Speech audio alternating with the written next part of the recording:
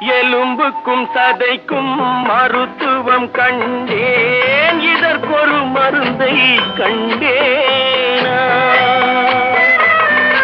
இருந்தால் அவளை தன்னந்தனியே எரியும் நெருப்பில் விடுவேனா?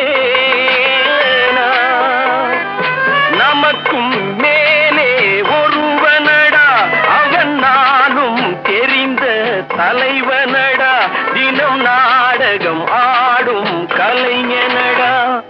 போனால் போகட்டும் போடா, போனால் போகட்டும் போடா. இந்த பூமியில் நிலையாய் வாழ்ந்தவர் யாரடா? போனால் போகட்டும் போடா, போனால் போகட்டும் போடா, போனால்